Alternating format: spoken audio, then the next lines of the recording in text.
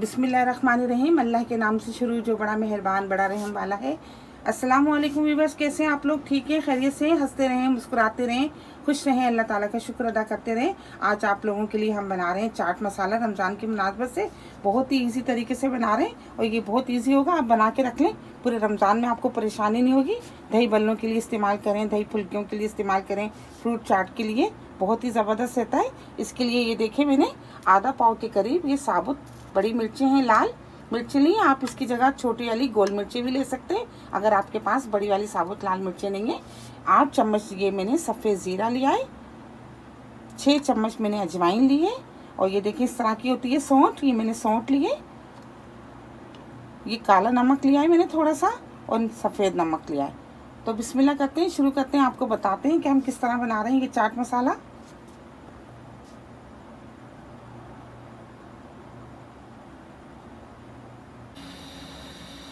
ये देखिए एक पैन ले लिया है। सबसे पहले हम इसमें ये लाल मिर्ची डाल देंगे।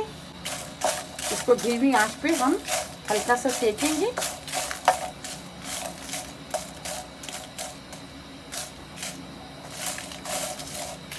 एक से 2 मिनट में ये अच्छी तरह सिक जाएंगे।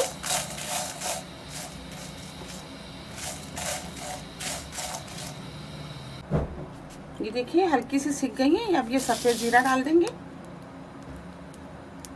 ये सौंठ डाल देंगे, अजवाइन, ज़्यादा नहीं इसको फ्राई करेंगे, और सफ़ेद नमक। ये देखिए 1 से 2 मिनट बस हम इसको हल्का सा रोस्ट करेंगे।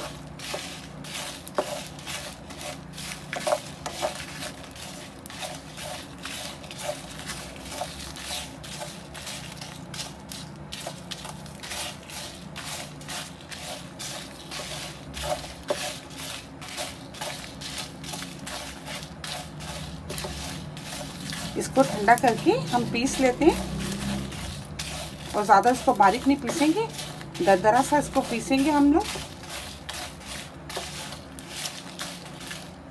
ये देखिए ज़बरदस्त सा रोस्ट हो गया है।